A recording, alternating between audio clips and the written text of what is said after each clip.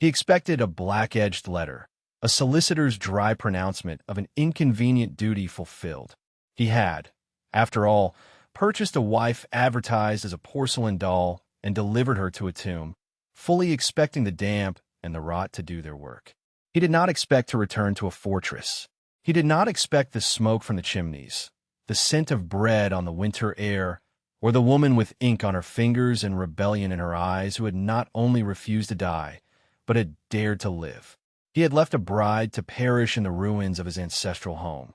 By winter, he found he had abandoned the one thing that could save him from his own.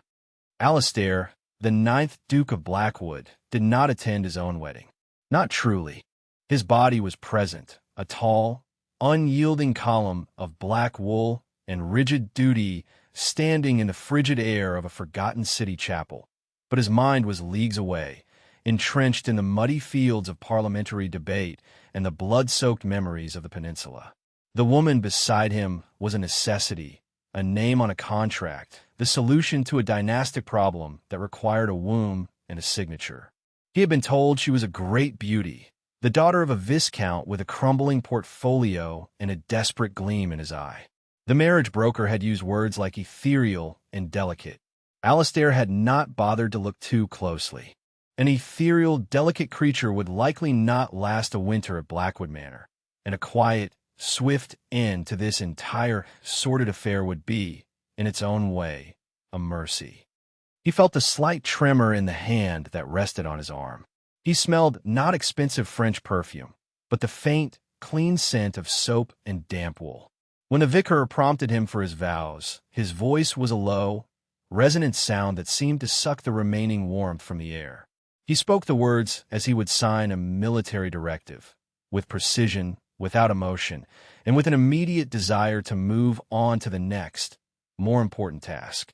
He felt the weight of the ring he slid onto her finger, a cold, heavy piece of gold that had belonged to his mother. It felt like a manacle. He spared a glance at her face then, for the first time. The broker and her father had been liars. She was not a great beauty in the fashionable sense. Her face was pale, her features strong rather than delicate. Her eyes, a startling shade of lucid gray, met his for a fraction of a second, and in them he saw not maidenly fear or hopeful submission, but a flicker of something alarmingly intelligent, defiant. Her figure, beneath the modest traveling dress, was not the willowy frame of a society belle, but something softer, more substantial. Curvy, a less generous man might say. A farmer's daughter, not a viscount's.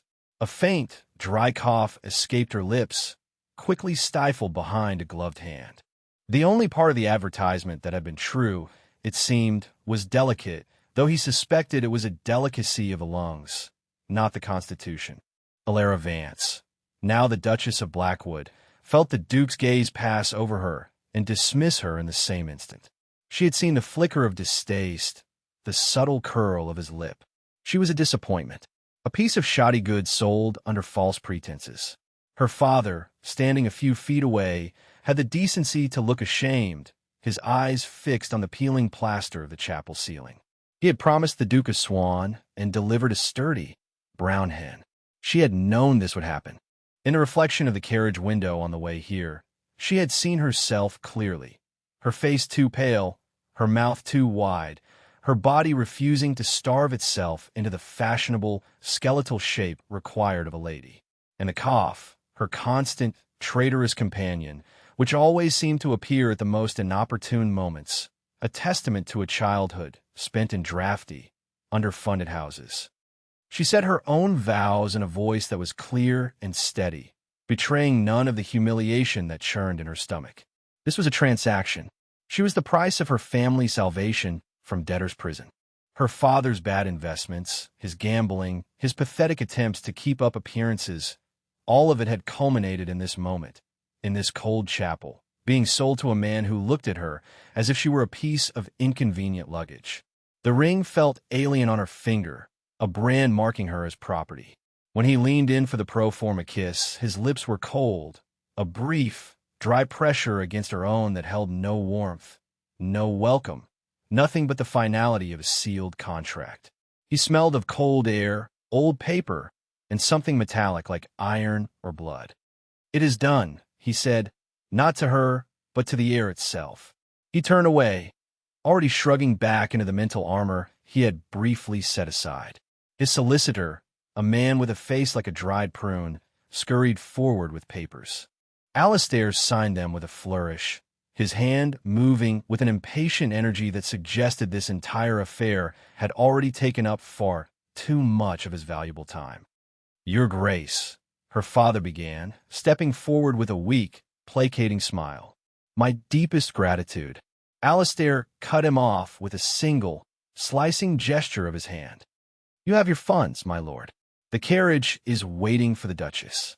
I trust we have no further business."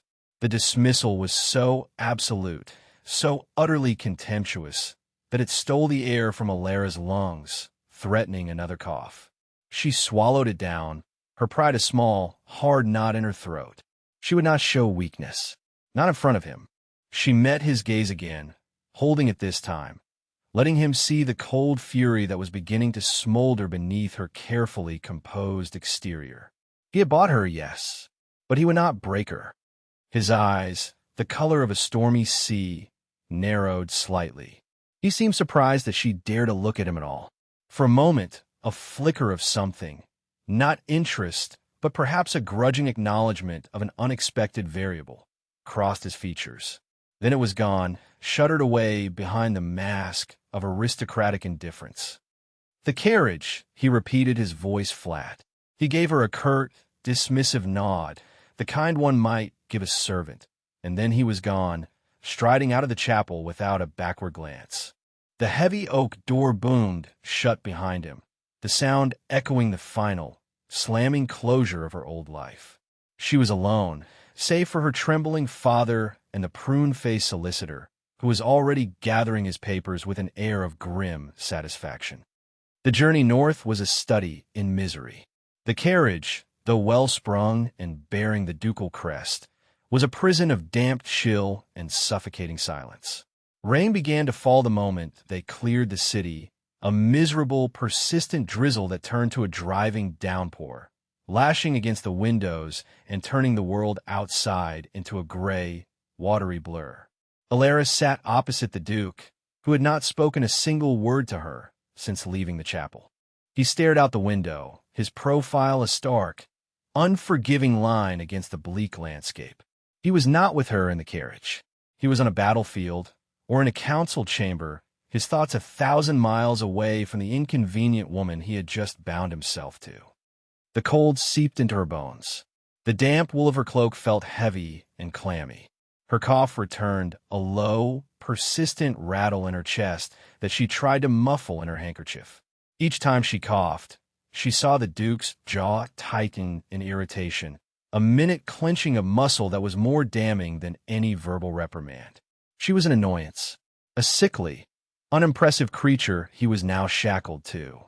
She wrapped her arms around herself, trying to conserve some sliver of warmth, and stared out her own window at the endless, muddy road. They stopped only once, at a coaching inn where the Duke took a private parlor and left her to eat a plate of cold meat and stale bread in the common room. The innkeeper's wife looked at her with a mixture of pity and curiosity, her eyes lingering on the plainness of Alara's dress and the new, heavy gold band on her finger. Alara ate what she could, her throat tight, and returned to the carriage to wait, a silent, solitary figure in the rain. As they traveled further north, the landscape grew wilder, more desolate. The gentle rolling hills of the south gave way to stark, windswept moors and dark, brooding forests. The rain did not cease. It was as if the sky itself was weeping for her. The air grew colder, the dampness more profound. It smelled of wet earth, decaying leaves, and a deep, ancient cold that seemed to emanate from the very soil. This was his land, his domain, and it felt as bleak and unforgiving as its master. Late on the second day, the carriage turned off the main road and onto a private track that was little more than 2 deep ruts in the mud. Overhanging branches, heavy with rain, scraped against the roof like skeletal fingers. The motion grew more violent, jolting Alara in her seat. Through the gloom of the fading light, she saw it. Blackwood Manor. It was not a house. It was a wound in the landscape. A vast, Gothic monstrosity of blackened stone, its roofs sagging in places, its multitude of windows like vacant, staring eyes. Ivy, thick as a man's arm, choked the walls, crawling over the stone like a creeping disease. The gardens were a tangled, chaotic wilderness of weeds and thorns. It was a place where things came to die. The carriage lurched to a halt before a set of massive, wrought-iron gates, green with verdigris and half-swallowed by overgrown briars. A lone figure, an old man bent against the wind and rain, struggled to heave one of the gates open just enough for the carriage to pass through. The screech of rusted metal was a cry of protest. The Duke finally stirred, his attention drawn from whatever distant conflict had occupied him. He looked at the house, his expression unreadable. There was no pride of ownership, no fondness, not even distaste. There was only a profound and utter emptiness, as if he were looking at his own tomb. The carriage pulled up before the main entrance, a grand, arched doorway that was shrouded in shadow. The horses stamped and blew, their breath pluming in the frigid air. The coachman, a grim-faced man who had not spoken a word the entire journey, swung down from his perch. He did not open the door. He waited. Alistair turned his gaze from the house to Alara. His eyes were cold, devoid of any light. "We are here," he said, the words utterly devoid of welcome. He did not offer her a hand. He did not wait for her. He simply opened the carriage door on his side and stepped out into the mud and the rain, his boots sinking into the mire. He strode towards the front door without a backward glance, leaving her alone in the chilling silence of the carriage. Alara's heart, which had been a small, cold stone in her chest, seemed to shrink even further. This was it. This was her new life, a rotting house at the end of the world, with a husband who could not bear the sight of her. For a moment, she was paralyzed by a wave of despair so profound it was almost physical. She could stay in the carriage. She could simply sit here until she wasted away. No one would notice. No one would care. But then, the defiant spark that he had briefly glimpsed in the chapel flickered back to life. It was a small, stubborn flame, but it was enough. She would not give him the satisfaction. She would not give this house, this man, this life the satisfaction of her surrender. With a deep, steadying breath that did little to calm the rattling in her lungs, Alara pushed open the heavy carriage door herself. The wind snatched it from her grasp, slamming it back against its hinges. She gathered her skirts, holding them high to keep them from the sucking mud, and stepped down. The cold was a physical blow. The rain plastered her hair to her scalp and trickled down her neck. The mud oozed over the tops of her thin leather shoes, instantly soaking her feet. She stood there, alone on the drive, a small, solitary figure in the deepening twilight, facing the monstrous, dark facade of Blackwood Manor. The front door opened, spilling a weak, yellow light onto the wet stone steps. The Duke stood silhouetted in the doorway, a tall, dark shape against the gloom within. He had paused, looking back at her. Not out of concern, she knew, out of impatience. "Well," he called out, his voice sharp, cutting through the sound of the wind and rain. "Are you coming in, or do you intend to take root in my driveway?" Behind him, she could just make out the shape of another woman, gaunt and severe, dressed in black. The staff. The welcoming committee. Alara lifted her chin. She took a step, then another, her wet shoes making squelching sounds in the mud. She walked towards the light, towards the man who was her husband, towards the house that was to be her prison. "I apologize for the inconvenience, Your Grace," she said, her voice clear and carrying, laced with an irony she knew he would not miss. "I would not wish to be a bother." She reached the bottom step, water dripping from the hem of her cloak and pooling around her feet. She looked up at him, her gray eyes meeting his stormy blue ones. He was a stranger, a hostile, powerful stranger who held her entire life in his hands. And she, in that moment, hated him with a purity and intensity that was almost exhilarating. He held her gaze for a long moment, the rain dripping from the brim of his hat. Then, with a curt, dismissive sound, he turned on his heel and disappeared into the shadows of the house. "Croft," she heard him snap. "See to the Duchess. Show her to the Dowager's rooms. I have letters to write." The abandonment was complete. He had delivered her to her cage and washed his hands of her. The severe woman in black, Mrs. Croft, stepped forward, her face a mask of disapproval. Her eyes swept over Alara's muddy, bedraggled form with undisguised contempt. "This way, your grace," she said, her voice as cold and sharp as the north wind. Alara stepped across the threshold. The air inside was even colder than the air outside, thick with the smell of damp stone, cold ash, and 100 years of decay. The great hall was a cavern of shadows, its high, vaulted ceiling lost in darkness. Furniture huddled under dust sheets like a congregation of ghosts. A single, sputtering candelabra on a nearby table did little to pierce the gloom. This was not a home.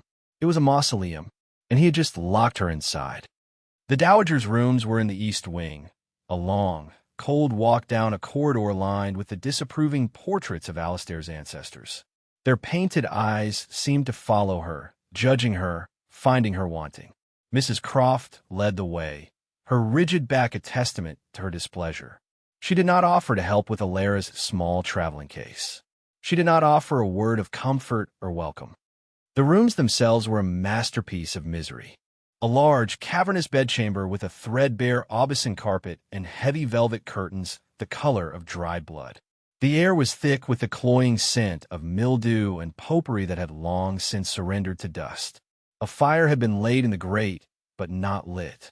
The room was bone-achingly cold, the chill radiating from the stone walls and the tall, drafty windows.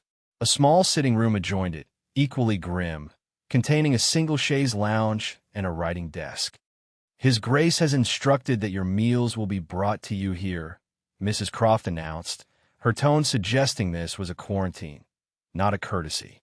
"The staff are few. You will not be disturbed. The unspoken addendum was clear, and you will not disturb us." "Light the fire," Alara said, her voice quiet but firm. Mrs. Croft blinked, as if surprised that Alara had spoken. "The wood is damp, your grace. It will smoke." "Then it will smoke," Alara replied, her patience worn thin. "Light it." With a sniff of disapproval, the housekeeper bent and, after several frustrating attempts with a flint and steel, managed to coax a sullen, smoky flame to life. It hissed and sputtered, giving off more smoke than heat, a pathetic flicker against the overwhelming cold. "Will that be all?" Mrs. Croft asked, her hand already on the doorknob. Alara looked around the vast, cold room. She looked at the towering, canopied bed that looked more like a funeral bier than a place of rest. She felt the dampness in her clothes, the chill in her bones, the familiar, ominous rattle in her chest. Despair was a physical weight, pressing down on her, threatening to crush her. "Yes," she whispered, "that will be all." The door closed with a soft click, and Alara was utterly alone. The silence that descended was absolute, broken only by the hissing of the fire and the drumming of the rain against the window panes. She did not move. She simply stood in the middle of the room, her small bag at her feet, and let the full, crushing weight of her situation settle upon her.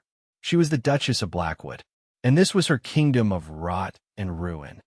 That night, and for many nights that followed, Alara learned the true meaning of cold.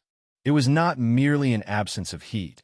It was a presence, an active, malevolent force that seeped through the stone walls, crept up from the floorboards, and breathed its icy breath through the gaps in window frames. She slept in the enormous, tomb-like bed, piled high with damp, musty blankets, and shivered until her teeth ached.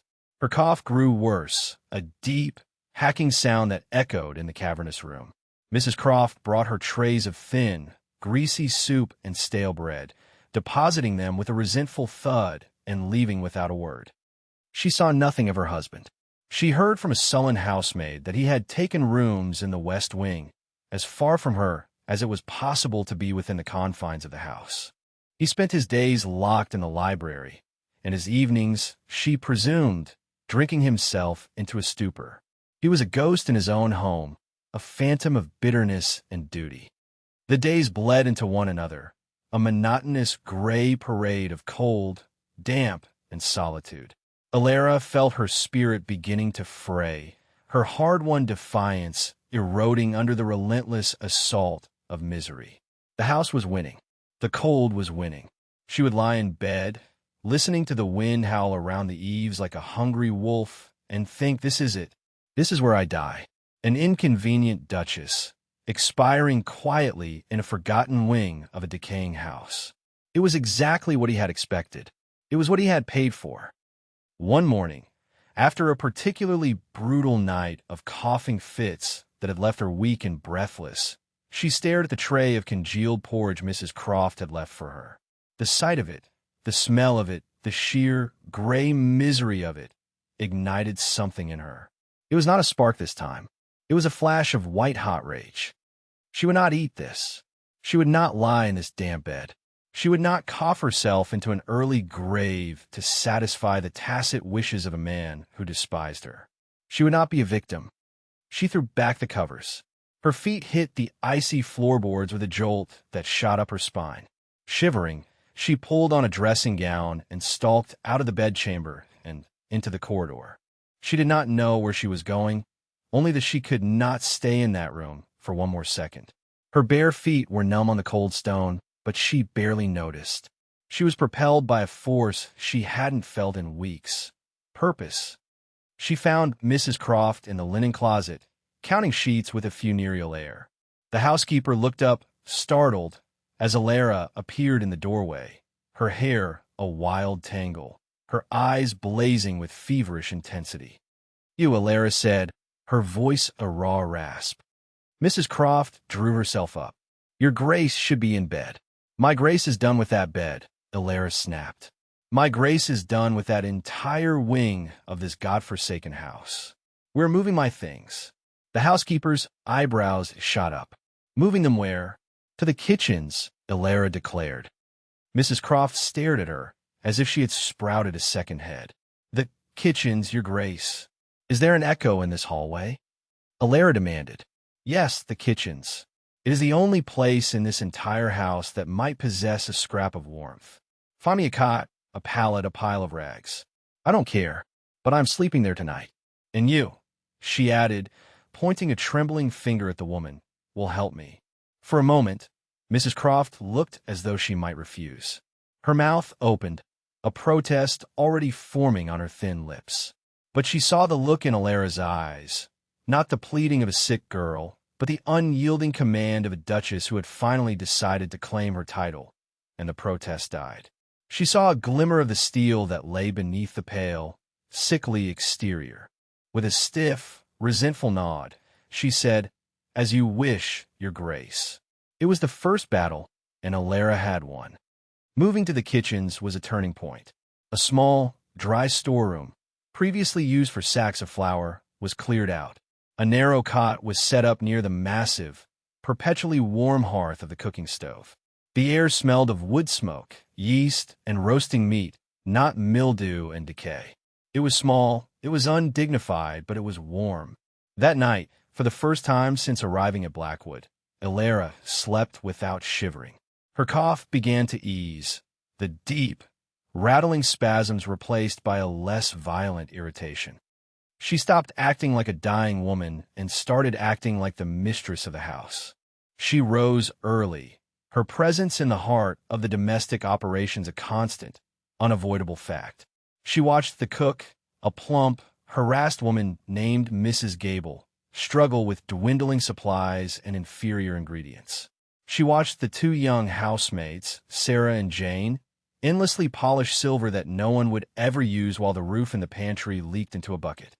One morning, she sat at the large, scrubbed kitchen table with a cup of hot, sweet tea, a luxury she had insisted upon, and said, "Mrs. Gable, show me the household accounts."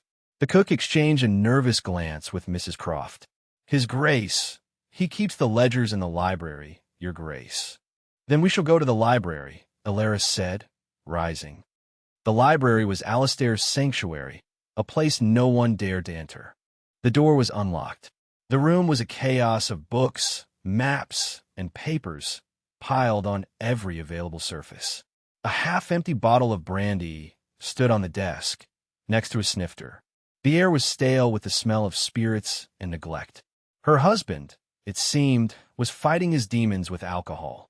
Alara felt a brief, unwelcome flicker of something that might have been pity, which she quickly extinguished.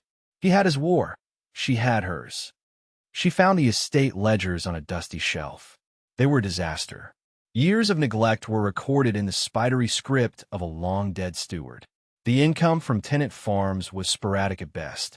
The expenses for the house were astronomical, a litany of repairs that had been commissioned but never properly completed, and bills for luxuries, wine, brandy, London tailoring for the Duke, that the estate could clearly not afford. Blackwood was bleeding money. It was dying not from a single wound, but from 1,000 tiny cuts. Alara took the ledgers back to the kitchen table. For the next week, she did nothing but study them, her brow furrowed in concentration, her fingers becoming stained with ink. The kitchen staff watched her, murmuring amongst themselves.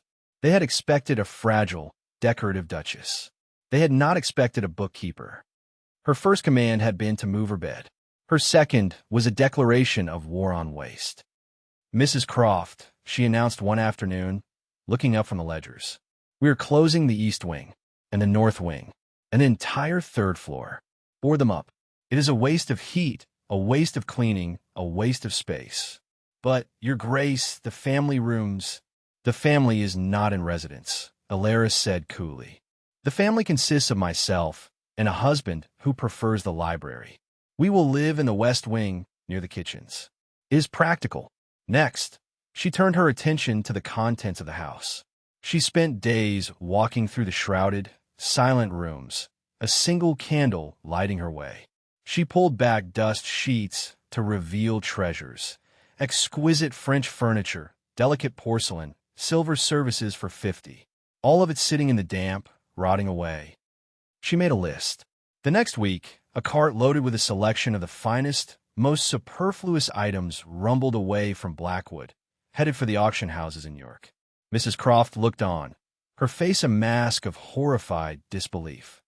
"You are selling the Blackwood heirlooms," she gasped. "I am selling decaying assets to buy shingles for the roof," Alara countered calmly. "A dry roof is of more use to me than a Louis Quatorze chair nobody will ever sit in.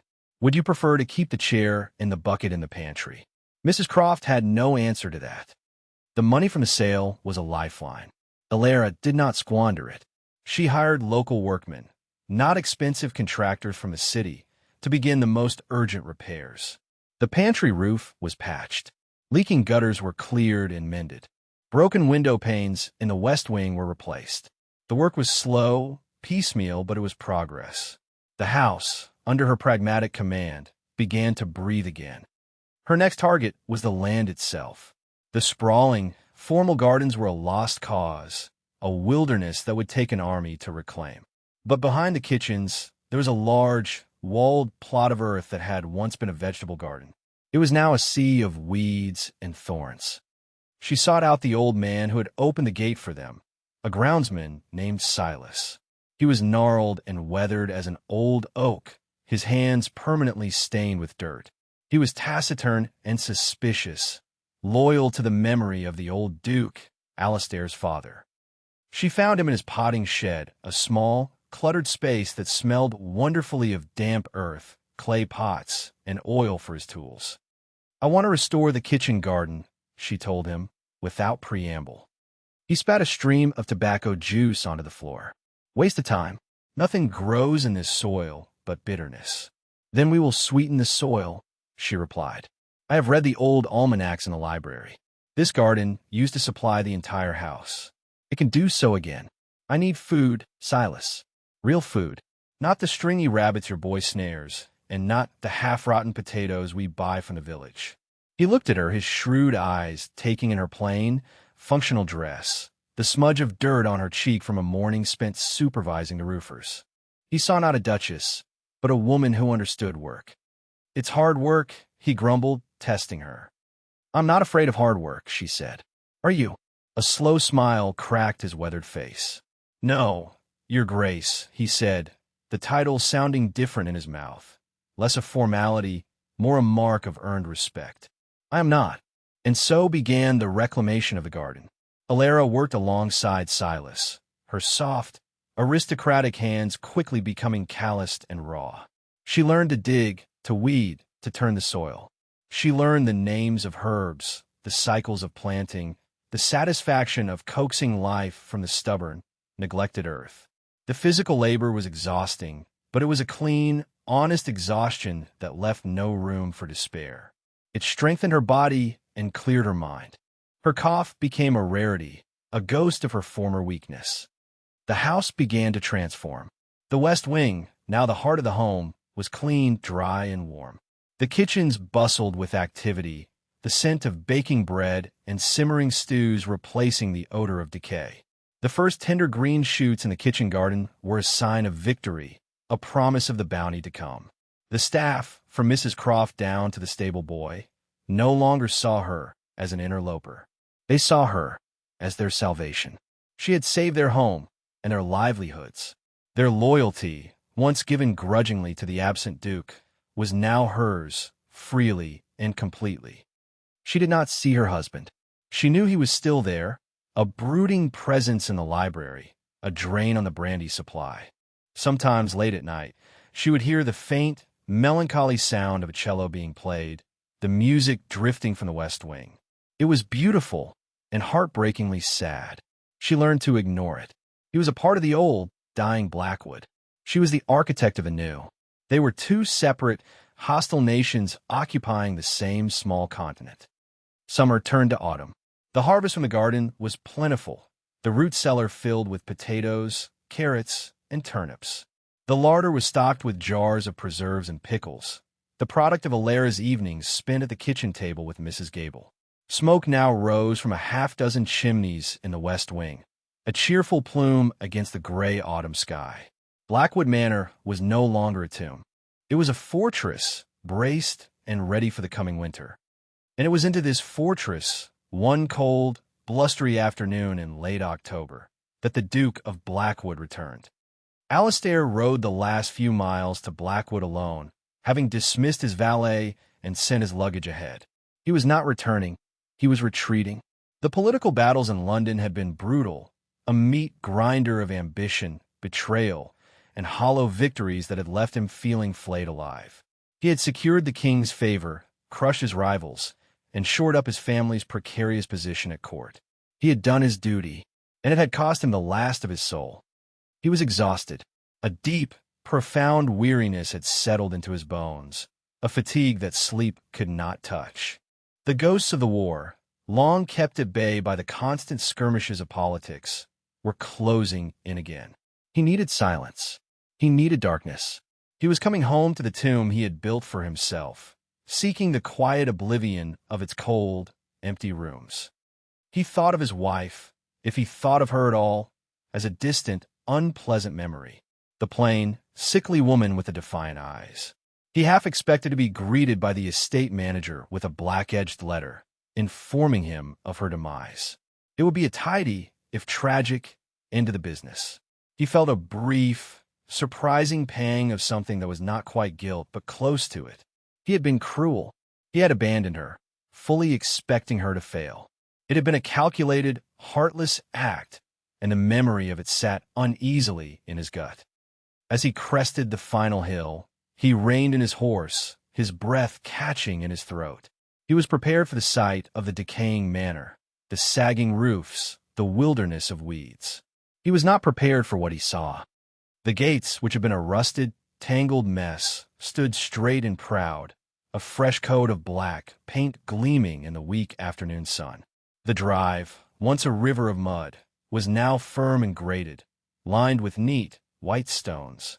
The ivy had been stripped from the front of the house, revealing the clean, strong lines of the original stonework. The windows were not vacant eyes. They were clean and bright, and in the west wing, they glowed with the warm, welcoming light of fires and lamps. and from the main chimney stack, a thick, steady plume of wood smoke rose into the sky, a banner of life and warmth. He stared dumbfounded. This was not the house he had left. This was not a tomb. It was alive.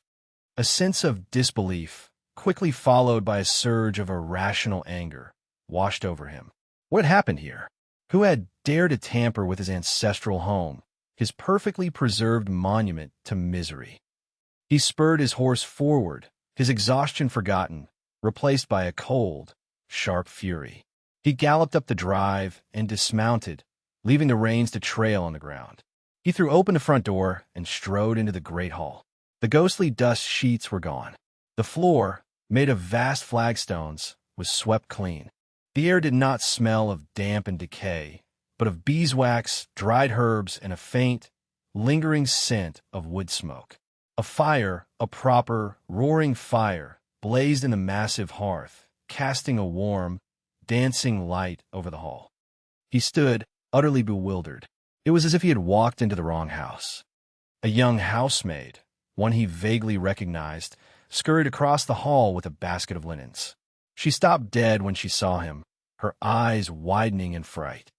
Your Grace, she stammered, dropping into a clumsy curtsy. What is the meaning of this? He demanded, his voice a low growl. Where's Mrs. Croft? In the kitchens, Your Grace. With the Duchess. The Duchess. The word hung in the air. The sickly, inconvenient woman he had left to perish. She was here. She was alive. And she was, apparently, in his kitchens. He turned and strode towards the west wing, his boots echoing on the clean stone floors. The anger was a hot, tight knot in his chest. She had defied him. She had not only survived, she had redecorated. The sheer audacity of it was staggering. He threw open the door to the kitchens. The scene that greeted him stopped him in his tracks. The vast room was a hive of warmth and industry. A haunch of venison was roasting on a spit over the fire. A young boy was peeling a mountain of potatoes. Mrs. Gable was kneading a huge mound of dough. And at the great central table, surrounded by papers, ledgers, and maps of the estate, sat his wife. She was not the pale, sickly creature he remembered. Her cheeks had a healthy flush, brought on by the warmth of the room or by exertion. Her hair was simply braided and pinned up, but a few errant strands had escaped, curling around her face. She had a smudge of ink on her cheek and another on her chin. She was wearing a simple, dark wool dress, practical and unadorned, with the sleeves rolled up to her elbows.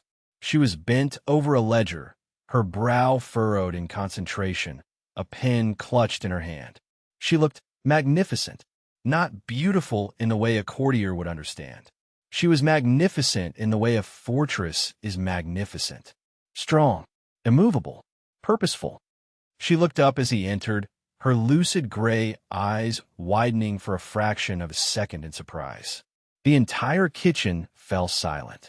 The cook froze with her hands in the dough. The boy stopped peeling. All eyes were on him, the intruder. Alara was the first to recover. Her expression shuddered, the surprise replaced by a cool, unreadable mask. She slowly, deliberately put down her pen. She did not rise. She did not curtsy. She simply looked at him from across the table, the queen of her domain, regarding a foreign emissary of uncertain intent. Alistair found his voice, and it was rough with a mixture of shock and fury. "You are alive," he said. The words came out as an accusation. A small, ironic smile touched her lips. It did not reach her eyes. A source of constant disappointment to many. "Your Grace," she replied, her voice as cool and clear as a winter morning. "I trust you will learn to bear it."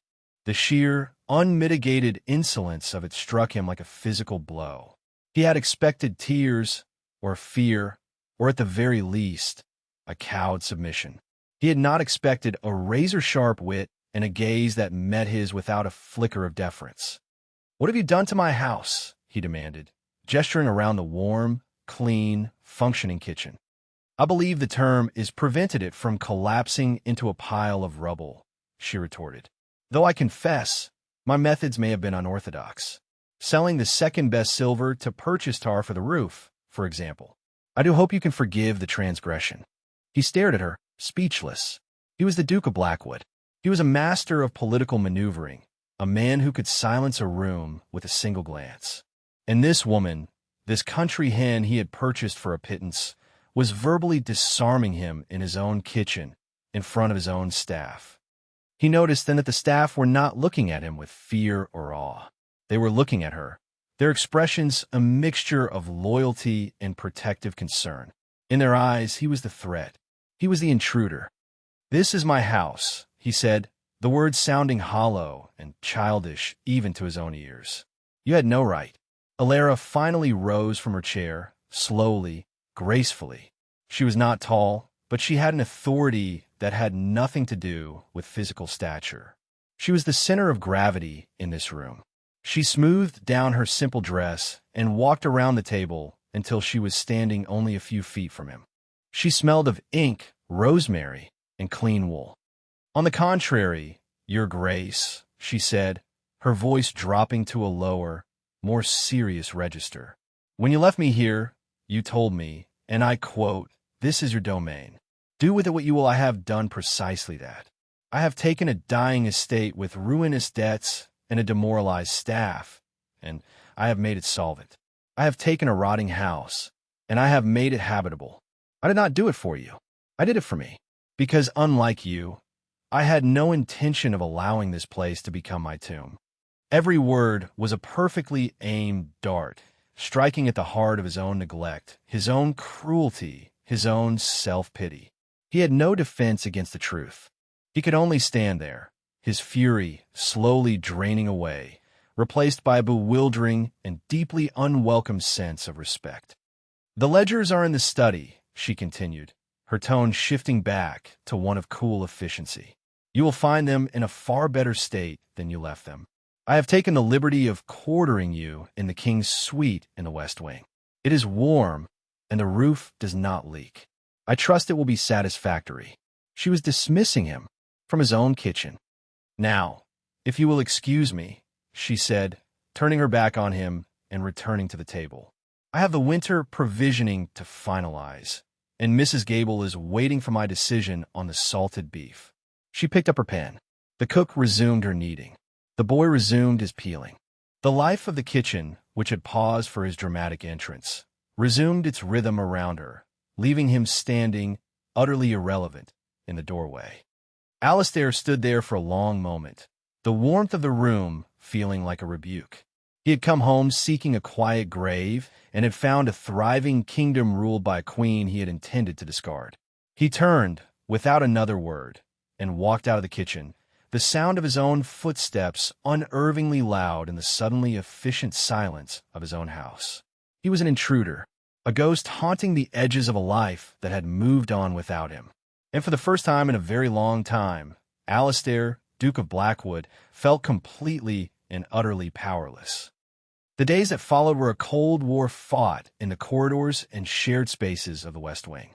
Alistair found himself a stranger in his own home. The staff were polite, deferential to his title, but their allegiance was clear. When he gave an order, they would often hesitate, casting a quick, questioning glance towards the Duchess, as if for confirmation. He was the titular head of state. She was the government. He retreated to the study she had assigned him, not his old library, which she had apparently annexed as her own office, and examined the ledgers. She had not been lying. The meticulous columns of figures, written in her clear, strong hand, told a story of ruthless pragmatism and relentless effort. She had cut expenses to the bone, renegotiated tenant leases, and found new sources of income from timber and stone on the estate that he had never even considered. She had single-handedly dragged Blackwood back from the brink of financial ruin. The discovery filled him with a galling mixture of admiration and resentment. They rarely spoke. They ate their meals in the smaller, restored dining room, a vast oak table stretching between them like a battlefield. The silence was thick with unspoken words, a tense, simmering standoff. He would watch her, this stranger who was his wife, as she ate with a healthy appetite, her movements economical and precise. She was no longer the pale, coughing creature from the chapel. She was vibrant, her eyes clear, her presence solid and grounded. He found her transformation both unnerving and inexplicably compelling. He tried to reassert his authority. He summoned Silas, the groundsman, to his study. "I want the formal gardens cleared," he commanded. "Begin with the south lawn." Silas twisted his cap in his hands. "Begging your pardon, your grace, but the Duchess has me and the lads working on reinforcing the north barn before the first snow. The milk cows are in there. Says a warm cow is more important than a pretty lawn." Alistair dismissed him with a wave of his hand, his jaw tight. A warm cow. His ducal authority had been usurped for a warm cow. He found her later in the library, her so-called office. She was poring over a large map of the estate, marking something with a charcoal pencil. She didn't look up when he entered. "I would appreciate it if you did not countermand my orders to the staff," he said, his voice clipped. She finally raised her head, her gray eyes cool. "I would appreciate it if you did not issue orders that jeopardize the survival of this estate through the winter. The north barn is on the verge of collapse. If we lose it, we lose the dairy herd. If we lose the herd, we have no milk, no butter, no cheese until spring. And we will have to slaughter the animals for meat we have no way of preserving. Your desire for a tidy lawn can wait until May. The snow, however, cannot." Her logic was as infuriating as it was impeccable. "This is still my estate." "Yes," she agreed, turning back to her map. "And I am ensuring that by spring, there is still an estate left for you to be master of." "You are welcome." He wanted to rage. He wanted to shout, to pull rank, to remind her of her place. But he could not, because she was right. She was right about the barn, right about the ledgers, right about everything. She had built a functioning, logical world here, and his own bruised pride was a foolish, illogical thing in the face of it. He left the library, defeated once again. The first snow came, as she had predicted, and with it came the storm.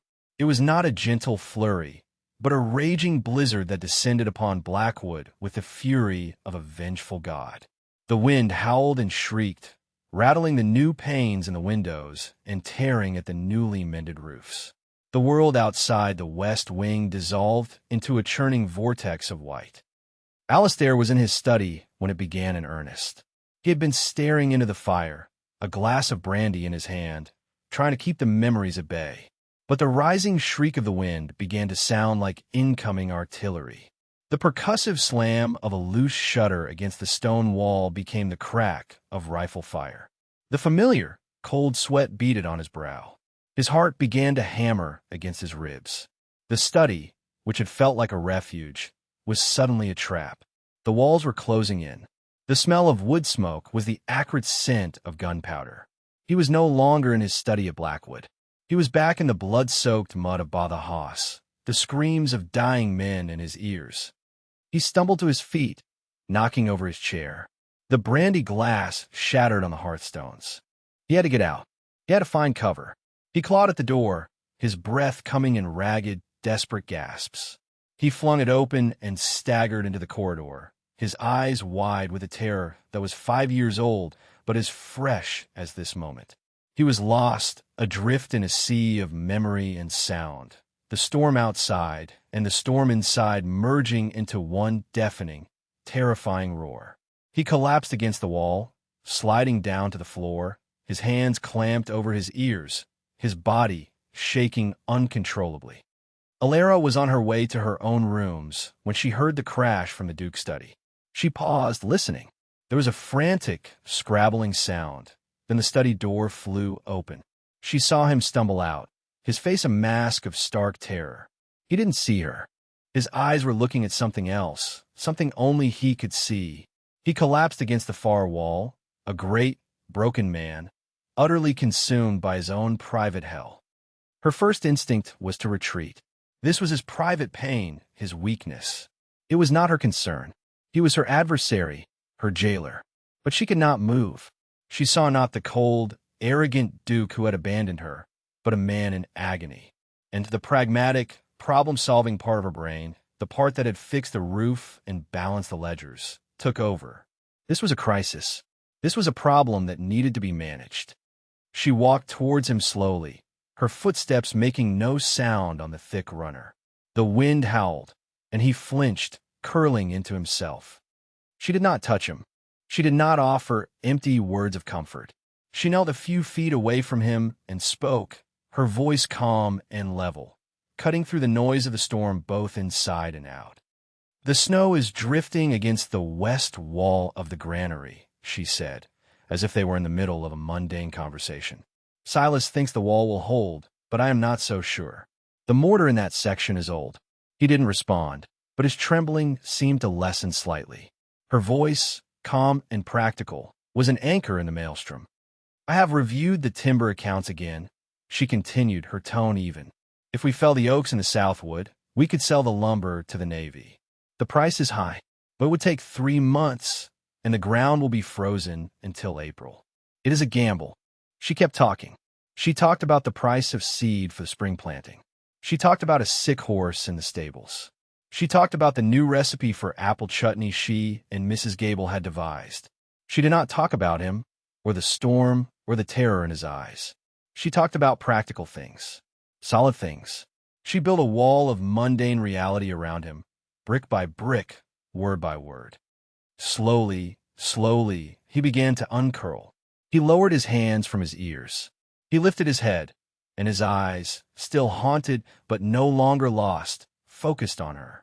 He was breathing heavily, his face pale and slick with sweat. The storm still raged outside, but the one inside his head had begun to recede. "The oaks," he rasped, his voice raw. "My grandfather planted them. They are not to be sold." He was back. He was lucid. "Very well," she said simply, as if he had merely raised a valid point in a business meeting. "We will have to find the funds for the spring planting elsewhere. Perhaps the sale of the Dowager's pearls." He stared at her, his chest rising and falling. She had not pitied him. She had not recoiled from him.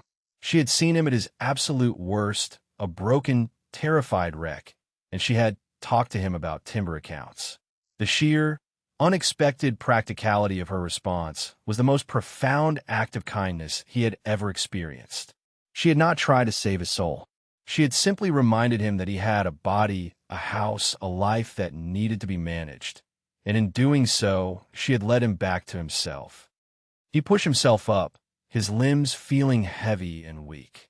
He leaned against the wall, the adrenaline ebbing away, leaving him hollowed out and shaking with a different kind of tremor. He began, but he did not know what to say. "Thank you? I am sorry."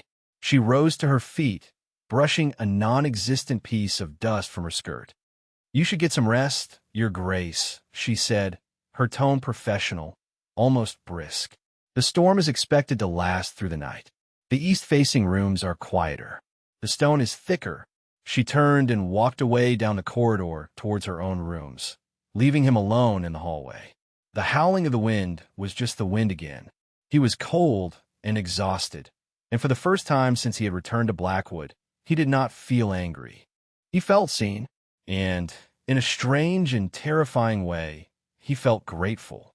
The morning after the storm was unnaturally quiet. The world was blanketed in a thick, pristine layer of snow, the silence broken only by the soft thud of it sliding from the eaves. Alistair woke in the king's suite, where he had allowed a footman to guide him the night before. He had slept a deep, dreamless sleep for the first time in what felt like years. The exhaustion was still there, but it was a physical tiredness now, not the soul-deep weariness that had plagued him. He dressed and made his way not to the dining room, but to the kitchens. He didn't know why. He only knew that he did not want to be alone. The kitchens were already warm and bustling. Alara was at the table, a cup of tea steaming at her elbow, deep in conversation with Silas, who had stomped the snow from his boots at the door. They were discussing the state of the roofs after the blizzard. She looked up as Alistair entered, her expression neutral, giving no sign of the previous night's events. "Your Grace," she said with a slight nod. Silas mumbled a greeting and quickly made his excuses, retreating from the sudden tension in the room. Alistair stood awkwardly in the doorway. He felt like a boy on his first day at a new school. "I came for tea," he said, the words sounding foolish. Mrs. Gable, flustered by his presence, hurried to fetch a cup and saucer. Alara watched him, her gray eyes unreadable. He walked to the table and sat down, a good 10 feet from her at the far end. The silence stretched. He, the Duke of Blackwood, who commanded audiences with ministers and kings, could not think of a single thing to say to his own wife. The memory of the previous night was a raw, exposed nerve. He had shown her a weakness he had never shown another living soul. He expected her to use it against him, to mock him, or worse, to pity him. She did neither. She simply sat there, waiting. "I have not slept through a storm in 5 years," he said suddenly, the confession torn from him. He stared at the polished surface of the table, unable to meet her eyes. She did not respond immediately. He heard the soft clink of her cup being placed back in its saucer. "The war," she stated. It was not a question. "Yes," he said, his voice tight. "I read your father's journals," she said, her voice quiet. They were in the library. He wrote that the sound of the hunting parties on the moor always reminded him of cavalry charges. He looked up, surprised. She was not talking about him, but about his father. She was giving him a path to retreat, a way to talk about the thing without having to claim it as his own. "He was at Waterloo," Alistair said, his voice low. He never spoke of it, but he could not abide thunderstorms. "It seems to be a family affliction," she remarked, her tone dry, but not unkind. A small, hesitant smile touched Alistair's lips. It felt foreign on his face. It would appear so. Mrs. Gable placed a cup of tea in front of him. He wrapped his hands around it, the warmth seeping into his cold fingers. He was a duke. He had servants to do everything for him. But in that moment, he felt an absurd urge to do something himself, to contribute. He looked at the fire in the great hearth, which was burning low. Without thinking, he stood up, walked to the woodbox, and picked up a heavy log. He was dressed in a perfectly tailored coat and polished boots, but he carried the log to the fire and heaved it onto the embers. Sparks flew up the chimney. The flames licked at the fresh wood, catching, growing, casting a stronger, warmer light across the room. He turned back to the table. Alara was watching him, a strange expression on her face. It was not surprise.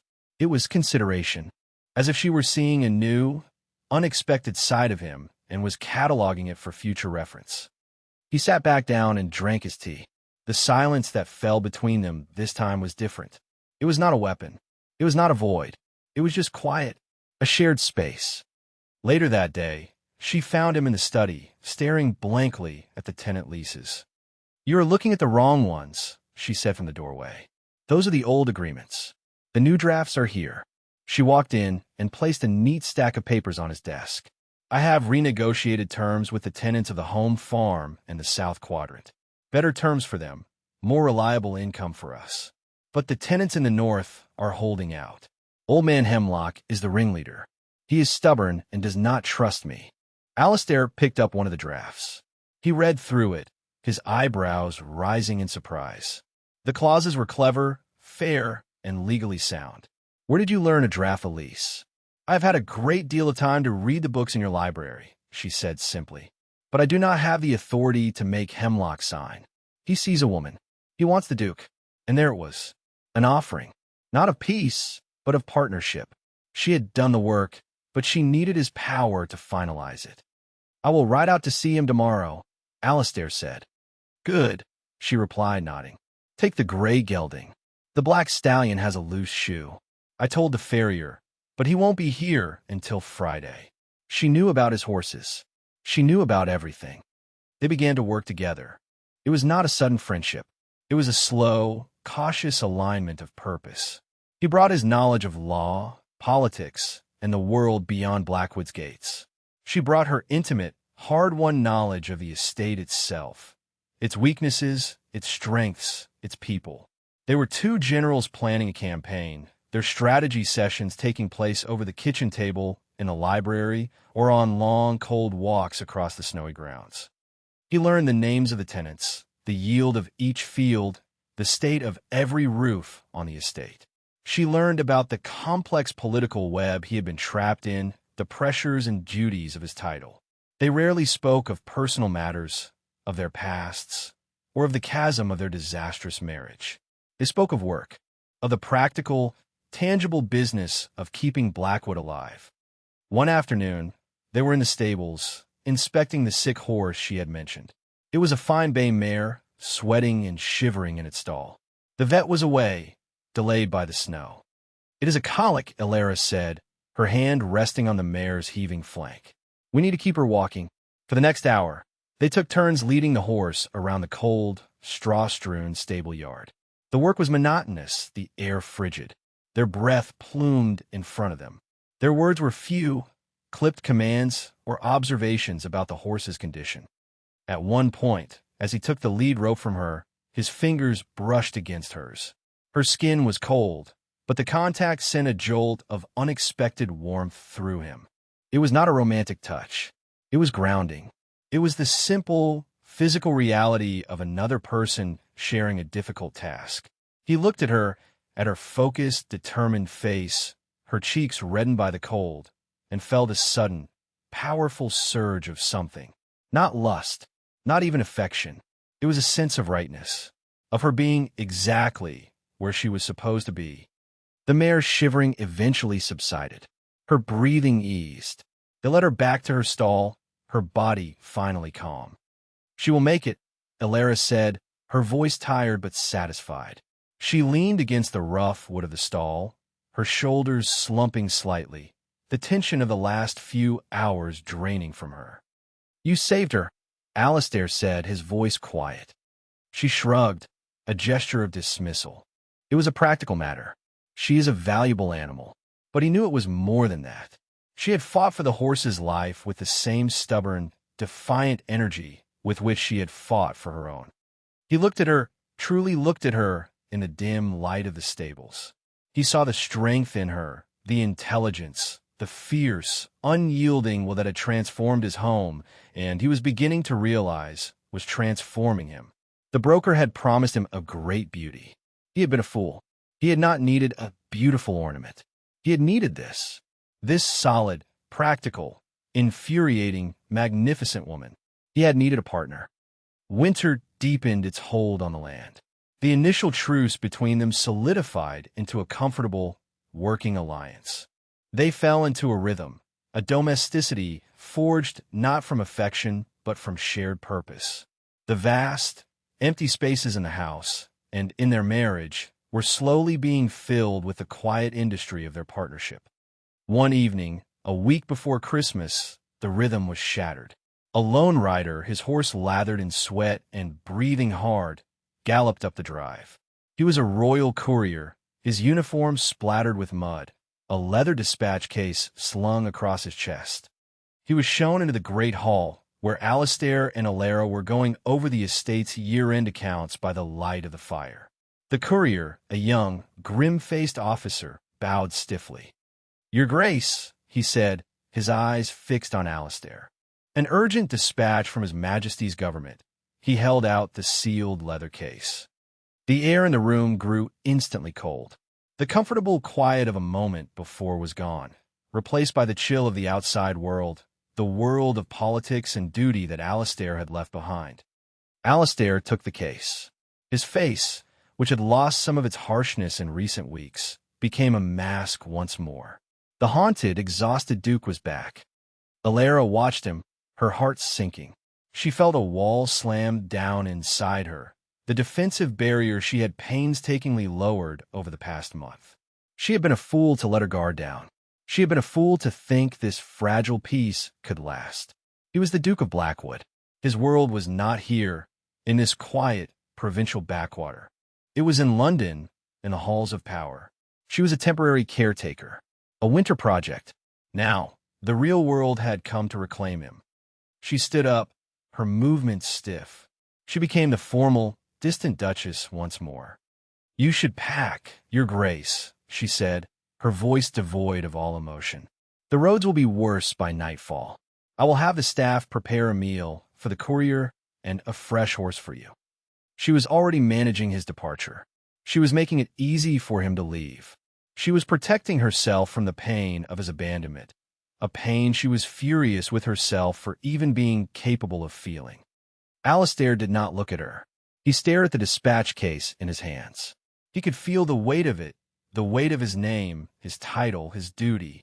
They were calling him back to the fight.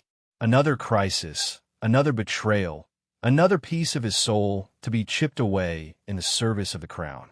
He thought of the endless, smoke-filled rooms, the false smiles, the crushing weight of responsibility. He thought of the ghosts that waited for him there. Then he looked up. He looked past the courier. He looked at the fire blazing in the hearth, a fire she had insisted on keeping lit. He looked at the clean, polished floors of the hall she had reclaimed from the dust. He looked at the ledgers on the table, a testament to their shared work. And he looked at her. He saw the mask on her face, the coldness in her eyes, the rigid set of her shoulders. He saw her preparing for him to leave, expecting him to leave, because he had left her before. In that moment, a choice presented itself to him, a choice he had never realized he had. There was the world of duty, of power, of his title.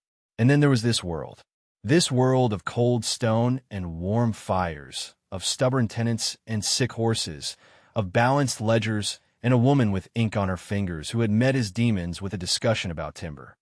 He knew which world was real. Slowly, deliberately, he walked to the fire. The courier watched him, his expression confused. Alara watched him, her heart a tight, painful knot in her chest. Alistair held the sealed dispatch case over the flames. He hesitated for only a second. Then he opened his fingers and let it drop. The leather sizzled, then curled, then caught fire. The wax seal of the crown melted and dripped into the flames like a tear of blood. The papers within blackened and turned to ash. He turned from the fire and faced the stunned courier. "Return to London," he said, his voice low and steady, filled with an authority that had nothing to do with his title and everything to do with the certainty of his decision. "Tell them the Duke of Blackwood is indisposed. Tell them he will not be returning." The courier, speechless, could only stammer, "But your grace, your duty." Alistair's gaze shifted to Alara. He looked directly at her, his stormy eyes clear and resolute. "My duty is here," he said, the words a vow. He walked towards her, closing the space she had so carefully put between them. He stopped in front of her, so close she could feel the heat from his body. He reached out, not to touch her, but as if to breach the wall of ice she had erected around herself. "Alara," he said, using her name for the first time since their wedding day. "I'm not leaving." He paused, searching for the words, the right words, the only words that mattered. "I am home." The words struck her with the force of a physical blow. Home. He had called this place, her fortress, her creation, home. He had chosen it. He had chosen her. The iron control she had maintained for months, for years, for a lifetime, finally shattered. The wall of defiance, of pragmatism, of self-preservation crumbled into dust. A single, hot tear escaped her eye and traced a path down her cheek. It was a tear of shock, of exhaustion, of a hope she had not dared to acknowledge. She did not try to wipe it away. She let him see it. She let him see the vulnerability she had guarded so fiercely. He saw the tear, and his own mask finally fell away. He saw not the formidable duchess or the witty adversary, but the woman who had fought so hard, who had been so alone. He reached out, his hand hesitating for a moment before he gently, tenderly, brushed the tear from her cheek with his thumb. His touch was warm, grounding, real. She didn't flinch. She didn't pull away. Instead, she leaned into his touch, a small, almost imperceptible movement that was a complete and total surrender. Not a surrender to him as her master, but a surrender to the possibility of them as partners. He took it as the invitation it was. He closed the final distance between them and wrapped his arms around her, pulling her against his chest. He held her not with passion, but with a sense of profound, quiet finality. He was an anchor, and she was his harbor. Alara buried her face in the rough wool of his coat, which smelled of the cold winter air, of horse, and of home. She wrapped her own arms around his waist, holding on as if she were afraid he might still vanish. The great hall was silent, save for the crackling of the fire and the sound of their breathing. The stunned courier, forgotten, quietly backed out of the room, closing the great doors behind him, leaving them alone in the world they had built together. They stood there for a long time, two solitary, stubborn figures who had found each other in the ruins. Outside, the winter winds howled, but inside the walls of Blackwood, it was warm. The house was no longer a tomb or a fortress. It was a home, fiercely alive and, against all odds, completely whole. And in its heart, the Duke and his Duchess stood, no longer strangers, but a permanent fixture against the coming dark.